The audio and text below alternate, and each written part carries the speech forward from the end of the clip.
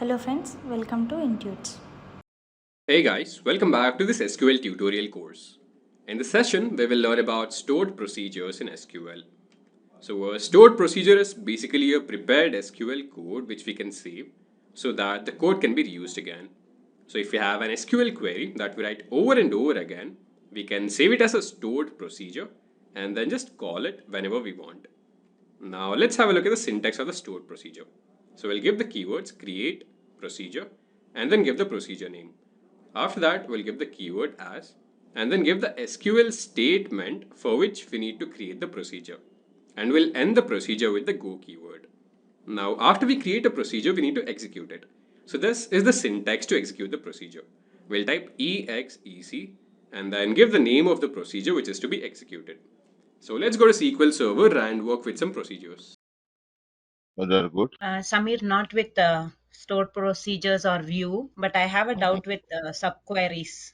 That was because of the assignments. Can you give a quick idea of when to put it, where to put the subquery? Like after from, you had mentioned it in the class.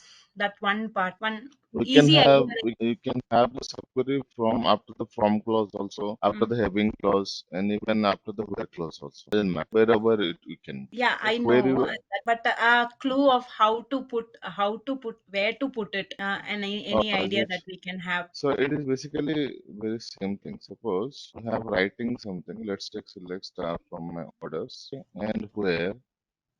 This where condition, what you want to put in it, suppose this column is not available in the order table, and that is available in some other columns, which you want to compare with the current column. Okay. Let's say, so salary, let's say, or sales, whatever.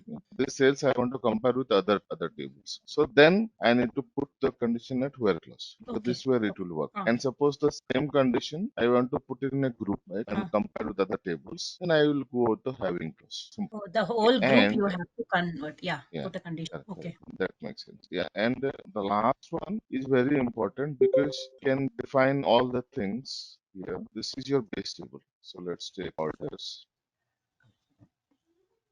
and you can define this as a table, and you can do anything here. You can do joins, subquery, whatever you want to do, just it and put a variable name here. And on top of that, you can do select star. And this is your base queries. So what will happen instead of fetching from current table or the physical tables, you'll fetch the data from the SQL query, whatever you written. Okay. So always we have to remember that the subquery should always return single value. It's not like that. Yeah. Return But multiple today I columns got an also. error when I did a code. So, When you have a multiple is returning, we need to use the in operator, the where oh, clause or where should we use the in operator? let's say an example. Did I not discuss this point?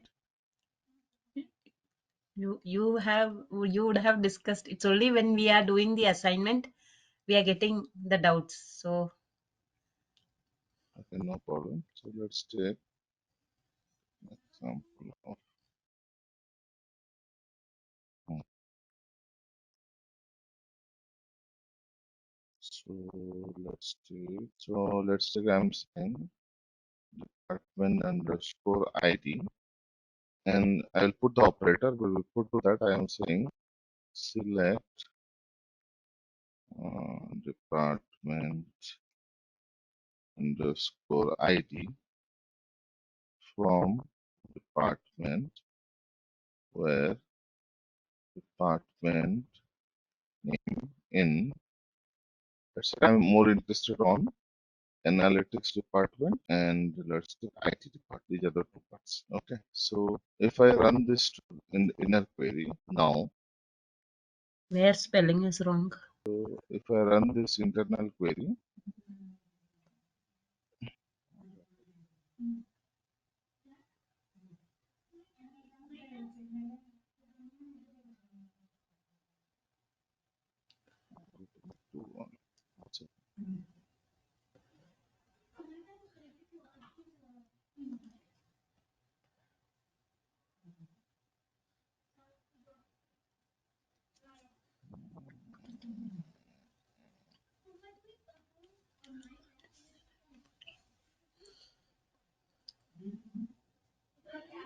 analytics. Okay, this spelling is wrong. That's why it is giving me only one value. Analytics. Okay, now it should be. So now the underline query is giving me two values, 100 and Okay. 200. When I'm Okay. comparing this, I can't compare equals to here because it's giving me two values here, right? Mm-hmm. This 100 and 200. And if I put equals to 100 and 200, it will not work in this way because inside the query it is giving me two. So if you run this, you will get an option called this is not permitted. It is saying that Okay. it is the query is multiple values. So in this case, you can use the in operator here outside. Oh, okay.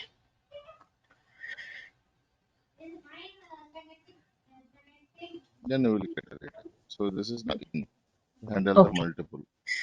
Okay. Thank you. Thank you, Samir. Yeah. Let me start the recording. Oh, I already started. I started, right? Recording.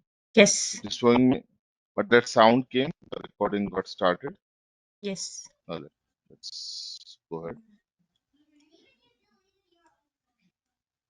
So yesterday we discussed about few things on the store book, like normal store book you use it, how to execute and all these things we have done it. The second thing is, suppose you want to modify something on the store book. So you have written something and or somebody is written and you have got the task to modify the existing store book. Okay, so how I will do it? I will go to my database. I'll search for the programmability folder. I'll search for the stored procedures, and whichever stored procedure is there. So what is this? You can right click on this and click on the modify. Once you click on the modify, this part is not that important. Just delete it. But now if you see, instead of creating the procedure, it is coming as alter. Okay. Now when you modify anything on this part, this will make it as a what? Modification to the existing stored procedure. This is the way you should do it. Save it and re-execute. Making sense? Easy. Okay. All right. Any questions? Hello? Yes.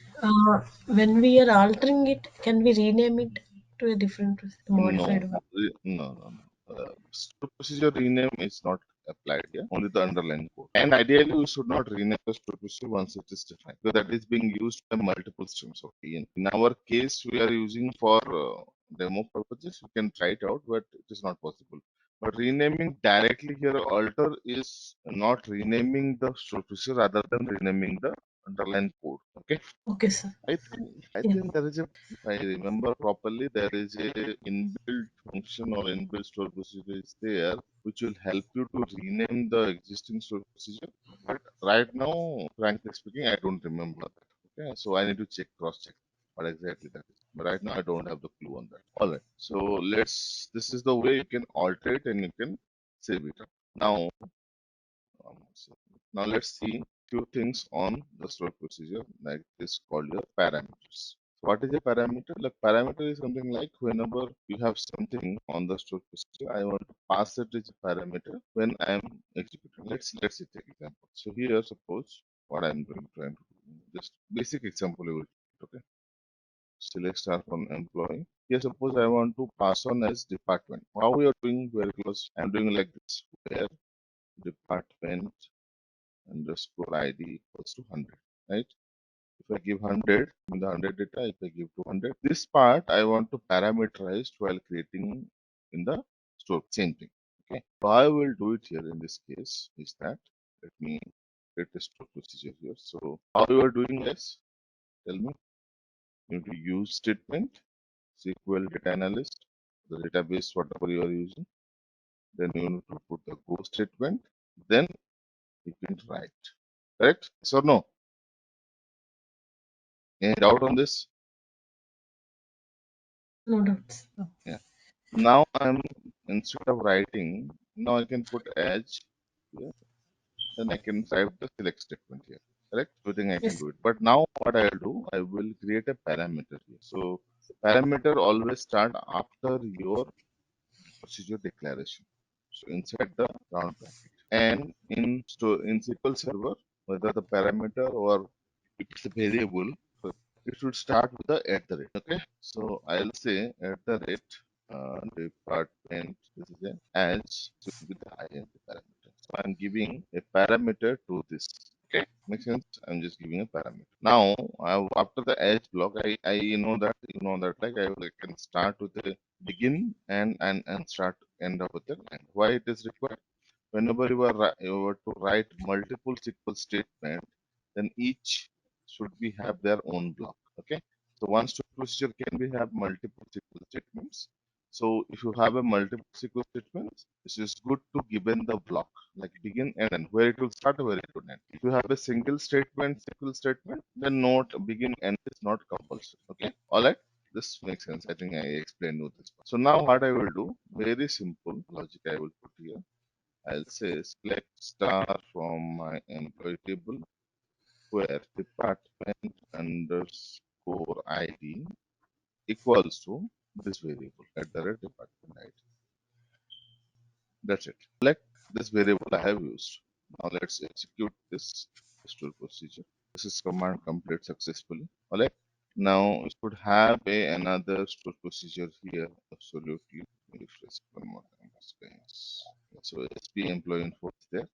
Now, when you are executing how to execute the stored procedure? How Execute store to procedure with the store procedure name exec sp. AMP input, right? Exact or execute, anything you can use, Yeah. right? So now, since we have a parameter inside this, if we execute directly like this, it will throw an error. So he's saying that it is expecting a parameter. So the parameter I want to pass the value. So it is a integer type of data. So I will say 100. Okay, so if I execute now, it will give you the department as 100. So how it is working? So whenever you are giving this parameter as 100, right, it is going to and it is getting stored in this variable. And on the where clause, this is replaced with the variable whatever you passed. Making sense? Very Yes. good. This is very important. Okay, there could be a number of ways that you will find the parameterized the store program. Okay, and instead of suppose you have multiple parameters here, it is best to when you are executing, right, what is 100? I don't know what is 100 exactly. Okay, suppose this is the code, and suppose I am control N and I have closed my code. This could be chances, right? Now if I execute this, it will work. But this 100, somebody asks you what is 100, you know that is department ID, but like normally it is not like we will not able to understand what is 100. So to better way to pass on the parameter while executing the store block is defining the variable. So let's see whether that intelligence is fair enough. Here it is saying after you executing store procedure, right? If you give a space, it automatically give you say that this is the parameter it is expecting. So sp info at the rate department ID. It is giving you, right? Always written int. So that parameter I want to give. Or if you give a space, you will come to know what are the parameters are available for this store procedure with the name. Okay? That one I will give you. So I'll say department ID equals to like that. Also, I can provide the data and I can use it. This makes more sense, right? This is the variable which I used inside the while declaring the store procedure, and I'm using the same variable while passing on the information as well. So by seeing that, you can understand, yes, this is department I. This is called your named parameters. If it is if it is a character, we have to just keep it in Yeah, quotes. That same, right? correct. That's correct. Let's come to the one character as well. Let me just modify the existing one. Okay, and I'm removing this part. Let's modify something now. So I have given department ID. Okay, so instead of that, let's take rename, or let me check first what is there in my table. Employee name. Employee name we have.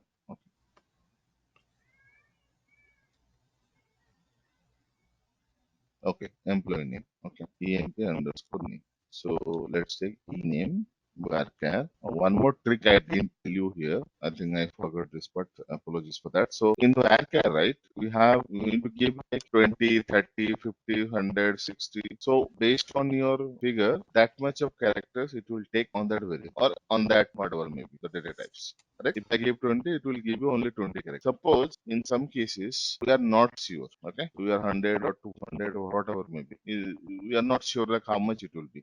So you can still go with that approach. Like I can give some maximum value, something 1,000 or 2,000, and out of that. But instead of that, one more best way to use this parameter in SQL Server is instead of writing the exact figure, I can write max. So what is max here? So how much you are giving, that's the max. So if you are giving 20, it will occupy 20 space. If you are giving 30, it will give 30. It will give 100, 100. Doesn't matter. So this is one of the best way to declare your value. Okay, makes sense. Yes. Yes. So now I will say employee underscore name equals to this one. How I will give, let's see, at that email. Now execute this again because I'm altering this one. Execute it. Now I will execute here again. Executes sp employee info, refresh it.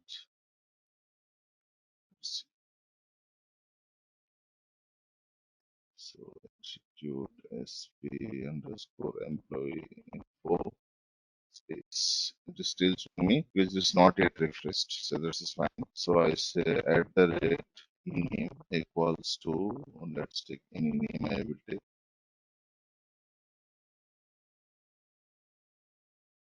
We are getting this data, we are getting this data. Correct. But here one trick is there. I can't give like this, right? Always exact name I can, how I will give it. It's impossible, right? It should be like a like operator.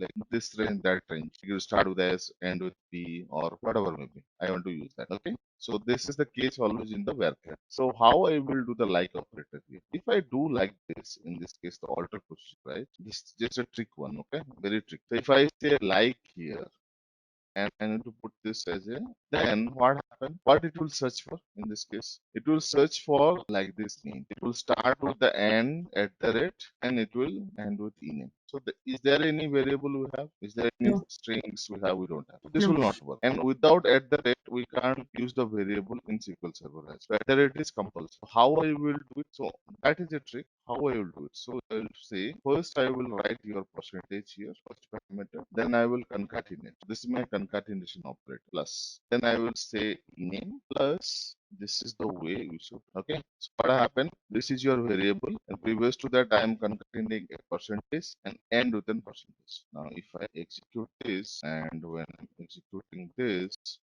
I will simply say name equals to s. Let's see if it will work or not.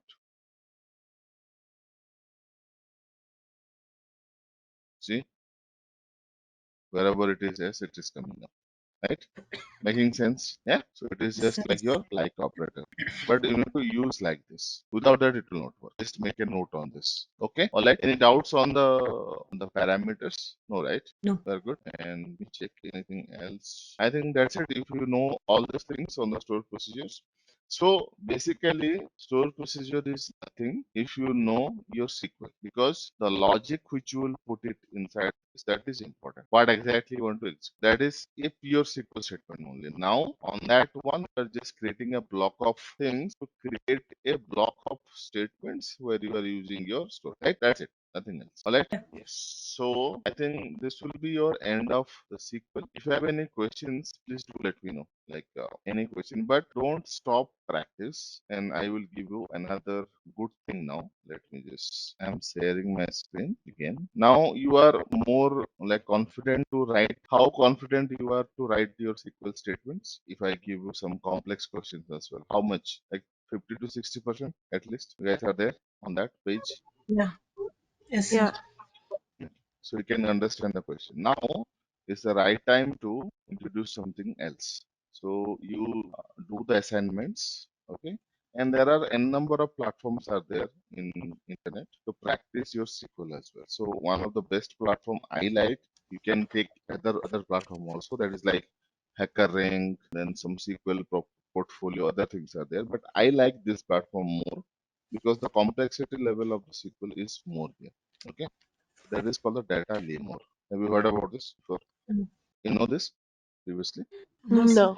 No. So in the Google search for data lemur, the first will be coming up, your first link. And you can just register yourself. So there is a paid version also there, there's a free version also there. Don't go for the paid version right now because there will be n number of questions which will be there as a free. Okay. So once you register, it's just a simple registration. Through your Gmail, you can register it. Okay. Then you will see couple of questions and it is getting very updated very. Okay. Very good platform. And you can click on the view all questions after this. And you will find difficulty level easy, easy, easy. Whichever is premium is coming up, right? That need the money. You need to have a premium account to have this. Otherwise, leave it right now. Now, suppose you want to target one. Let's take anything. So let's take this one. Click on this, and there will be a question the left hand side. Okay, and there will be a table also with the expected output, input and output. Everything will be there. What exactly it is giving, and this where you can write your query as well. Or you can create this table onto your SQL server and you can use that also. Anything is fine. You can practice here or you can take this table to practice this one. The only thing is difference is this platform is built on PostgreSQL. Okay, I'll put that point. We have different databases, right? But this platform is based on PostgreSQL. So few things which you most of the things will be same, whatever you will run on the SQL server, but few things here and there will be changes on the syntax. So that we need to Google it up, like saying that, okay, this is what is the equivalent to the PostgreSQL, and you can just write out. Or I can say the best way to, by seeing the columns, the product ID, integer, all these things, take this, create a table, insert some records, and try it in the SQL server. What are their expectations? Make sense? And you can do all the try. Once you completed all the assignment, start with the easy and go to the medium level, go to the so many questions are there. Okay, and whichever is premium, just select it. And you have a number of I know some people premium here, but you can start using the journey here. And once you are confident enough on this one, I will give you a premium login to this. Okay, so that you guys can use that. No worries on that. But start completing. I want to make sure that whoever is eager to do that, then I will help you on this. Okay, making sense? Okay, sir. Yeah. Thank you, sir. But don't jump directly here. First, whatever the questions and everything I have given, just do the fundamentals, do your brush up one more time. Then come to here and practice the basic things. Confident enough. Then once you be confident, do let me know. Then I will give one premium steps so that you can practice your premium question as well. Okay, that makes Sir, sense. one small request, sir. Yeah, Yeah. go ahead. Is it possible for you to keep in one day um, class for doubts, just for the doubts in the assignment sometime next week, any day of your Yeah, choice? I was planning actually. I was thought of like let's do have a 4 days class, and on the fifth day of the week, let's have it out on that day. That's what I was expecting to. I was about to ask that question to all of you. So how it will be? Okay, sir. That And would. on Are the uh, you mean yeah on Friday night? yeah on the Friday Okay. night or sorry on the Thursday night, right? Thursday night. Yeah, This Thursday Thursday. night. Yeah. So what I'm expecting is not like whole class will take the doubt. If the doubt is clearing in like let's say in the first 30 minutes, we'll continue the classes. It's not like complete whole classes I will take the doubts. If we don't have the doubts on that day, particular day, it's fine. We will take up the classes only. Okay. Okay, sir. Yeah. Yeah. So this is the end of the like learning on the whatever I'm teaching on the SQL is done, but not your learning. You should practice daily on the SQL. Otherwise, you will forget the 50-60% also. So you should be understand once you have in a space on the zone that whichever the query I can write it. Whether it is right or wrong, I can modify it. Till that point, you need to practice the SQL each and every day. Okay, take 1 hour, the time of your whatever your busy schedule is there for 24 hours. Take 1 hour daily for the SQL Server because now we are shifting to the Python. So it will be added button now. The Python will practice along with the SQL. I'm saying very frankly, guys, if you want to succeed on your data engineering world or data science world, SQL and Python, these two are very, very much important. If you master in these two, your life will be easy. There's nothing after that, actually, if I frankly speak. Okay? If you are master on this, you will be scale everywhere. On that note, let's start with the Python. Okay? Okay, Makes sir. sense? You Thank you. can search for the data limmer, okay? And Okay. just register it. Normal registration, you can done it. And once you are good enough to let me know, then I will give you my ID to work on the premium sequels. Okay? Okay, sir. Oh, all right. So let me close this window. Then start with my Python. So the Python, right? So there are two ways rather industry use the Python. Okay. The first is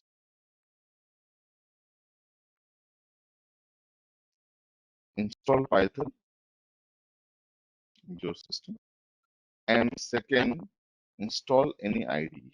IDE is what? Integrated Development Environment, where you will write your codes. Okay. And the most logged industry IDE is called your PyCharm. Okay.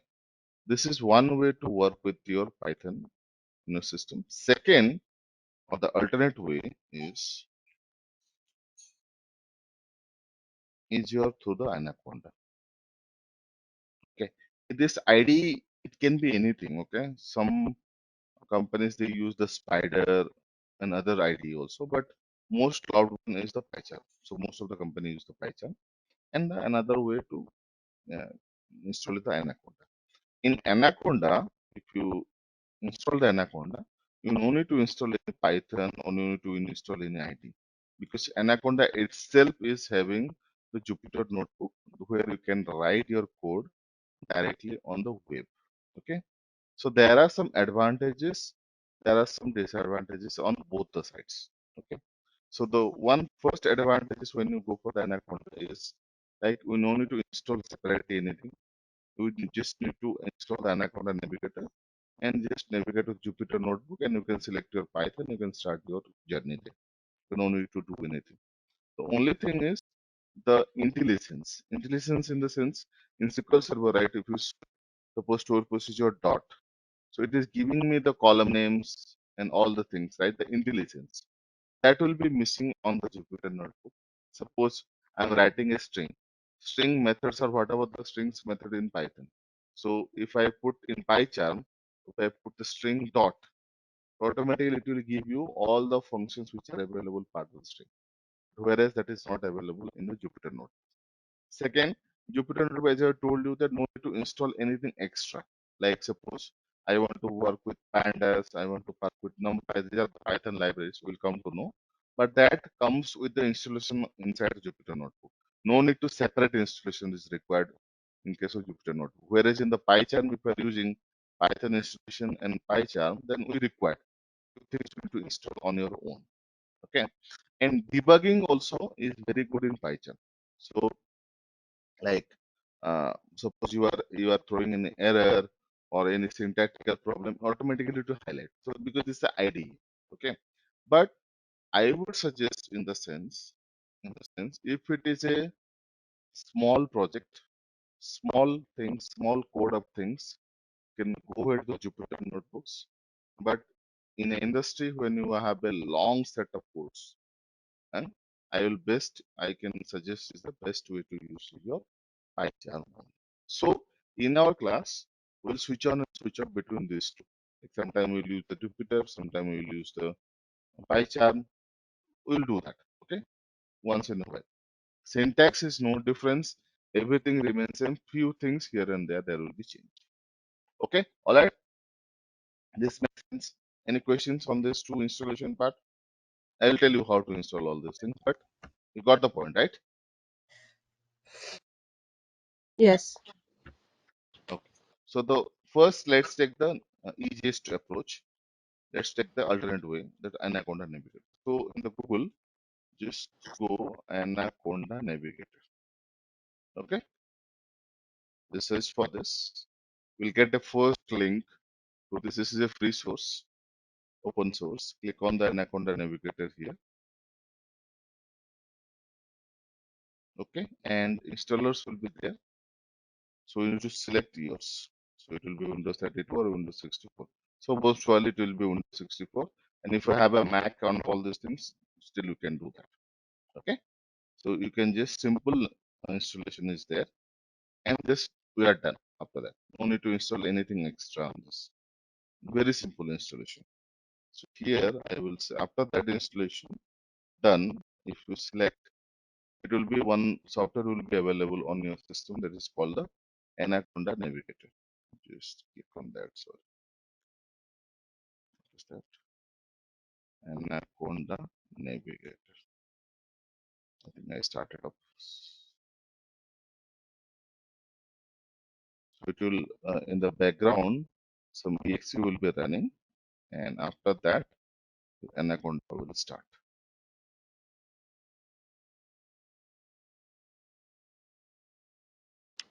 Sorry, Samir. I was doing with you, but I didn't get the. What? I didn't get you. What is it?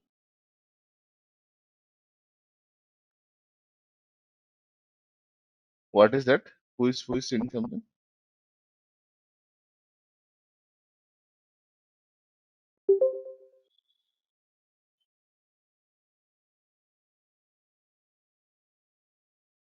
Sorry, what is that? Is somebody saying something? Yeah. Sorry, Samir. I was just logged off somehow. Mhm. So Anaconda Navigator, you said we had to go to in the Google. I did it, and then I clicked on that link, but I didn't got those installer option. Where do we have to go? Can you do repeat one more time, please? Nothing. This first link only, right? If you Yeah, click I on did it. that, there That. will. Yeah. If you scroll down, there is installers is there. Right?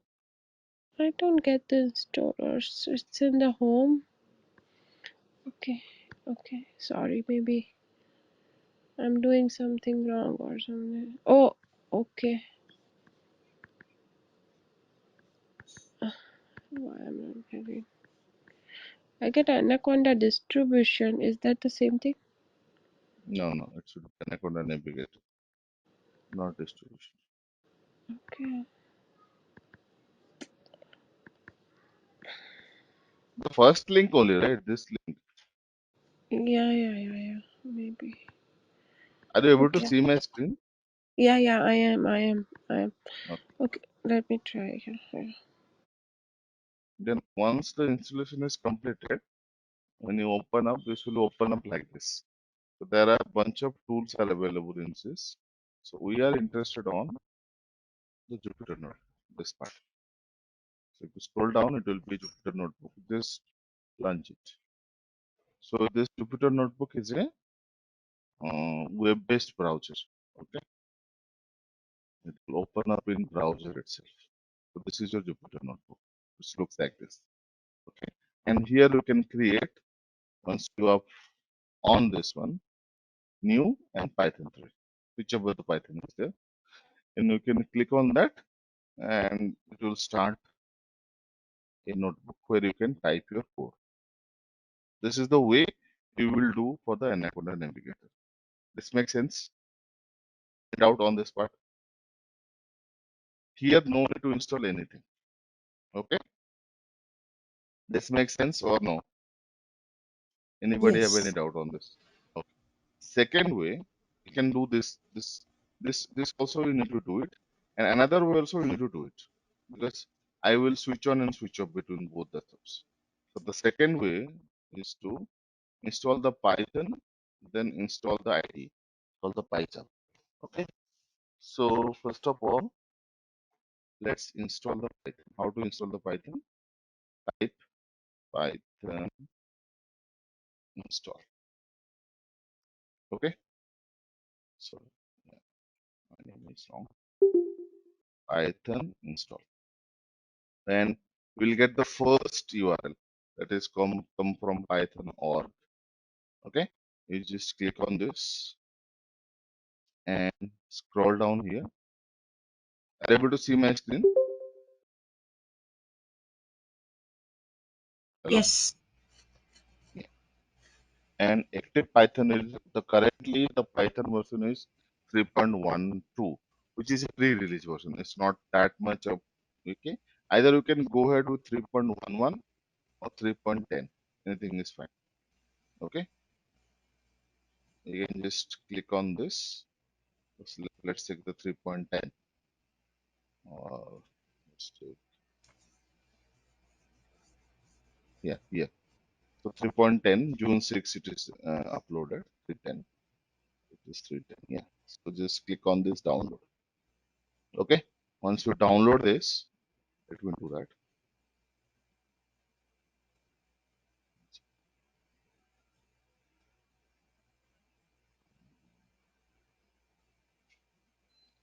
Sir, I directly downloaded the PyCharm. Won't that be sufficient? No, PyCharm is required your Python installation. One Okay. second. So can I do I'm this getting. now? Okay. No, just hold on. I will give you a link so you can download your Python. I think here. Yeah, you can download from here. So just search for Python installation, and there will be second page called Python org/downloads. Okay, then just click on that link and just download here. So latest will be this one. Let's go the latest. I have already installed. Nothing is there. I no need to install anything. But where is the download option here? This is doing a wrong thing. Just give me a second, guys. Let me check out the links for you. Giving you a complete step how to install the Python on Windows 10. It is available for Windows 11 also. Just follow the process and we'll do it immediately. How exactly complete step is available. Okay? Nothing is written. Just follow the steps and you will be able to know. Okay? And skip this step, last one, the steps. Not required here, the steps. Because we are not using the Python from anything like this. Third number steps, whichever there in this one, just optional, we just skip it. So step number 1 and step number 2 are from here. Are you able to see my screen? Don't get confused. Step number 1 is to download the Python, and step number 2, running the executable installer. That's it, just do it. Okay, no need to do other steps. I'm very clear on this. Are you able to get it this point? Samir, I have Mm. Python 3.1 in my system, Mm. 3.11 No, 64-bit. Should I reinstall it? no, not No need? required. No need. Okay. But only I And have you to want, install the PyCharm. yeah, if you want to upgrade yourself, do it. Otherwise, not required. If you have already, you can go ahead. Okay. Okay. It is Last one. 3.11 64-bit, so the newer version. So Yeah, that's fine. ideal. So what I'm saying is, Uh-huh. whenever you are following these steps, don't follow the third steps. Step 1 and step 2. That's it. Don't go to the step number 3, 4, whatever there in the documentation. Okay. Are you good on this? The Second, same. sorry. Swara here, sir. Same, I have installed Anaconda version of Jupyter Notebook Python, and then I have installed PyCharm. Will that be enough? What I'm saying, I need these two types of installation. Anaconda doesn't require any Python installation. If you don't have a Python, Anaconda also works because Anaconda is inbuilt with the Python. Anaconda is different, and Python and PyCharm is different. Both are the separate installation. If we want to use the PyCharm, then on your system, Python needs to be installed first. And for the Anaconda, Python installation is not at all required on your system. Okay. Okay. And this is the way to install your Python. Second is to download the PyCharm. So I have given one link. Okay, don't go for this professional edition for the PyCharm because that is only a 30 days trial, and after that it will be chargeable.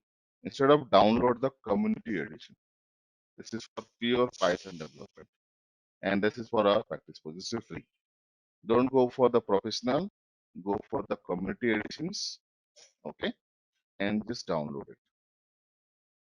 And I would say don't install the PyCharm as well also. Just download it because one step will be there on that. If you skip that part, um, there will be an error comes up after that. Okay.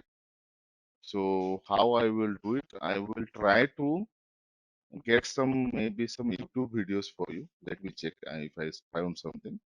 Or you can search for your in YouTube like how to install and configure PyCharm community edition. You will get some idea from there like how to add and all, because there is a one step will be there on that is called the add environment variables from the PyCharm. That is most required. If you skip that part, no, your PyCharm will start erroring out for you. So that I don't want. Okay, but you should make sure to install the community edition, not the professional edition. We are good with this. We are Samir, good. it would be good if you could share the YouTube video because there will be so many YouTube videos. Which one would Mm. be? Yeah, I'll check. Um, I will check. So you yeah, install the today. Better to install your Anaconda Navigator and yeah, that is, you install the Python. That's it. yeah. Both are installed. Yeah, thank you. Both are installed. No need to do the PyCharm. Let me check it out. Yeah, Which video will be applicable for you, so that you can follow along with that. Okay. perfect. Yeah, Yeah. thank you. Yeah. That's correct. So this is the way it looks like in your sorry, in the Jupyter notebook where you can write your code. Let me show you the PyCharm as well. So once you have the PyCharm, it will be like PyCharm Community Edition. You just open up this one, and this is your something like your code. I have just written something. So this is your ID, okay, where you can write your code as well. So something like this. So you can write your code and you can do anything here. So the same way, this is your Jupyter notebook and this is your PyCharm. So here, the thing is, what is the advantage I also? Suppose, let me start. Suppose you want to, let me delete this file and I will start from very basics. So, whether I have a delete option here. Yeah. So what I need to do here in this case, whenever I'm starting up, I will create. So whenever I'm working on a PyCharm, right, I will click on this button, file, and create a new project. Okay. So if you create a new project here, we can give your name, where you want to store your project. So what will happen? This will create a folder on your system where you are installing. Then it will create a folder, and there we can create all the files. So that what happens? It will be an organized manner of all your files. Okay. Once you have the project, something like this, I have created a Python learning folder on my desktop under the Python folder. Then this folder will come up like this. And if you right click on the Python file, Python that project, click new and click on the Python file. Okay. And you can give a name to the file. So for that, let's take, I say, first program. It will automatically create a file called first program.py. Py means Python. Okay. So here I will use, let's say, print. Print is a function. It is saying that I need to pass this the IntelliSense which I'm talking about in PyCharm. If I write PyCharm here, I can have an IntelliSense here. You're seeing, right? Print. So what the parameter is all about, how to write it. It's saying the print values. So I can print something on the value. Whereas the same thing, if you write in Jupyter Notebook, I need to write on my own. I don't have any intelligence here. So I should know the syntax and to write it. That is the difference between these two. Okay. And here, everything will be under one block, one statement, one file. Here we have a blocks also. So I can enter it. Suppose print, I want to print something. Okay. Hello world here. And I can just click on the run. It will give you this. Then there will be another block of statement will come. We'll understand this all the pieces, don't worry. So this is like this. So both are good on the standpoint. So, but we should know both the stuffs, because if you go to a company and they're using the PyCharm, if you never write the code in the PyCharm, then it will be slightly difficult, right? So make sure how it works. So you should make understand that how things work on both the stuffs, either in Jupyter Notebook and even on the PyCharm. Any questions up to now? Don't take it like how to write and all. We are not yet started. All right, we are good. So by the end of the day today, you should be install your Anaconda Navigator and Python installation. That's it. Don't install the PyCharm. Let me look for the YouTube videos for to installation the steps. All right. Okay, sir. Oh, Okay. done. Now I will download my PyCharm community edition. Let's click on this link and make sure you are downloading the community edition. It will be downloaded. I think I have already downloaded, just saying that one of exe, that is fine. Okay. Now click on the open file. Once you download it, just click on the yes. So you need to say, are you following me right now? Are you following me now? Yes. Okay. I You missed need to one click on step the from the previous step. How did you come to this after nothing. community? Once you download the file exe, just you need to open the exe.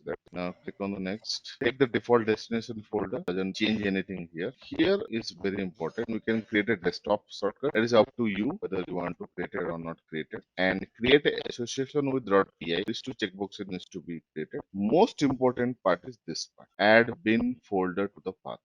So what is happening is, if you click on this, the Python installation is there on your system. PyCharm is there. So to integrate between your PyCharm and your Python, it will create a path under the bin folder so that there will be no error out when you are using the PyCharm. This is very much. This is not that required. If you don't want to create a shortcut, that is fine. But just go ahead with that. And this create association means whenever you are writing the file name, right? I showed you something. Let's take file one. If you don't associate with the .py, every time you need to write file.py. Extension you need to type. If you create association with .py, you just give a name. Hello. It will create a hello.py direct on your PyCharm. And this part is important. These 3 points you can just select. Some people forget this part. Others, if you forget, is fine. But if you forget this part, it is very hard to manually create the pin folder or the path folder, which is very hard. It will throw an error. That's what I told you. Next. And after that, it will be installed. Okay, you got the point? What exactly needs to be done? Okay, let it install and it will ask for a reboot after that. I will not reboot. I will later. So that the installation will come. After your installation completed, now it will ask you to reboot your server. So you need to restart your system. That is good. Complete setup of the install. Let it done. And I will not reboot now. I will do it. Okay. He's saying that I want to manually reboot later or reboot now. But reboot it's required. Okay. I say I want to manually reboot. That's it. Once you've done it, you can have your PyCharm community edition ready and just open it. And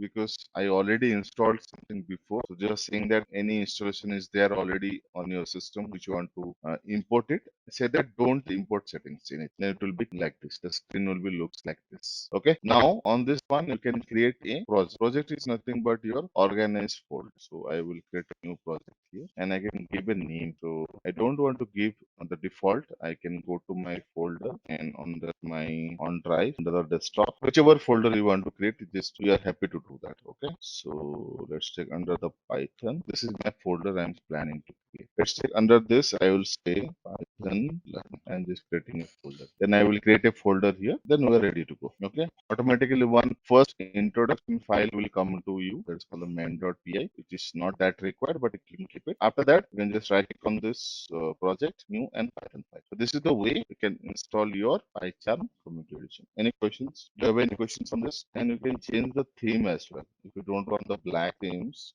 check where is that setting. Yeah, file under the top right, file and settings, and you can use the theme as well. Instead of dark, you can see light. It will be completely white. Okay, if you want like this, whichever you like, you can keep it.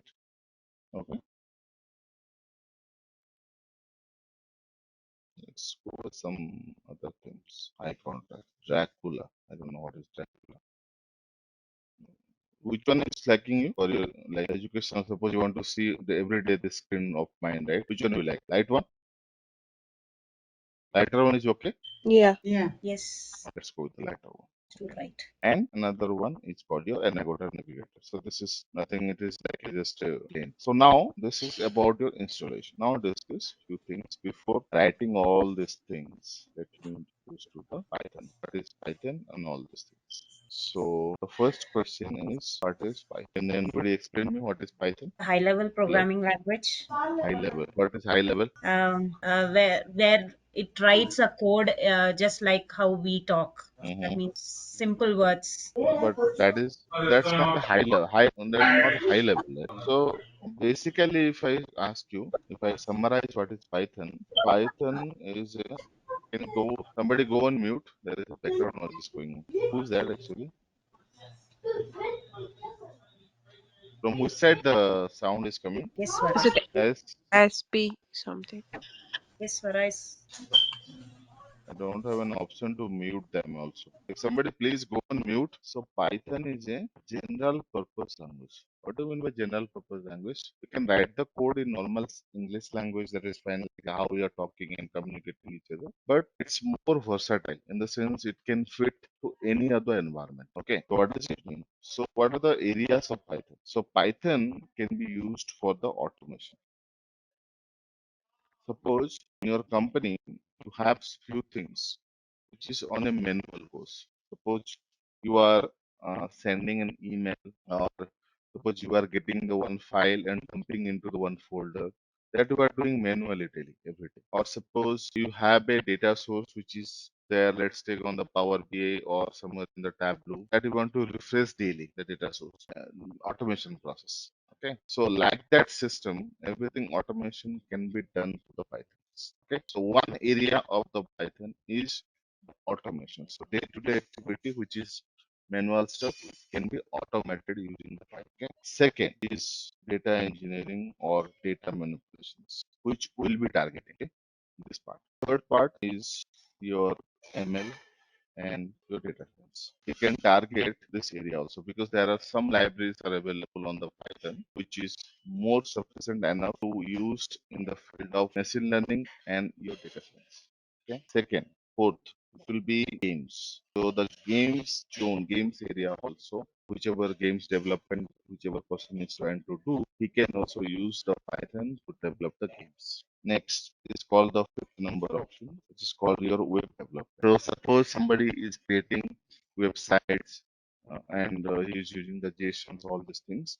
So there are some libraries are available which will be helpful to use the web development.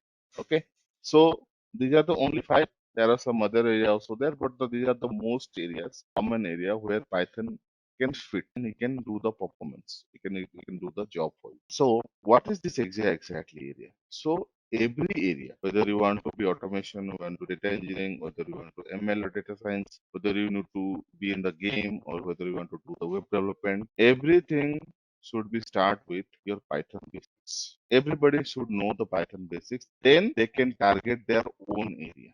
Like after we learn the Python basics, like how to write, what is variable, what is loop, what is statement, what is the different data structure will be used in Python. how to use the create functions, everything. Once you're done with the Python basics, then we can target the data engineering world. That is more specific to the different libraries we have inside your data engine. Okay, it makes sense? Does it make sense? Yes. Yes. So for the after you learn the Python basics, for the data engineering, we will learn two libraries that is called your pandas and which is very much okay, which will be really helpful on your journey. For this Python basics, then we learn the pandas and NumPy along with the basics. Okay, this makes sense. Mm-hmm. So what exactly the data engineering world is? So data engineering world is two things. First is when you have the data, you want to transform the data, manipulate the data, load the data. All this comes under your data engineering. That Python will help you with so many functions, so many libraries. And I'll say on my experience that Python is very easy to learn compared to other languages. If you are going to have you guys have any coding experience before? Anybody have? Have you written any code on any language? C, Java, Visual Basics, anything? Have any experience? Anybody have? Silent is no. No. It's okay. During It's No, sir. C, C++. mm, During engineering, C, C++. Yes, that's it. okay. That's fine. So that's what I'm saying. If you compare the C, C++ and if you compare the Java also, Python is like quite simple, like very easy to handle, and it's open source. The community is very huge. Suppose you stuck something when you're writing the code, you go to the Google and search for that. There will be definitely one or two solutions will be there for your job. You can pick it up from there. You can optimize on your needs and you can write that. Okay, so that's why the Python is being so popular nowadays because everybody is not the coding expert. So there should be a language where everybody fits. Okay, that's the fits area is called your Python, right? So that's why Python is becoming popular. That is the only reason. Okay, all right. So this is about your like introduction installation. So please make sure that you install by tomorrow class. You will install your an account navigator, your Python, and your PyCharm. These three parts needs to be installed properly and make sure that you are there. And so that I can start journey from the Python. Make sense? Hello? Yeah, sure. Please do that. Okay. I given all the links, all the installation procedure. You can take it the video as one more time if you want to install the PyCharm and you can just go ahead from there. Okay. So I think I'm done for today.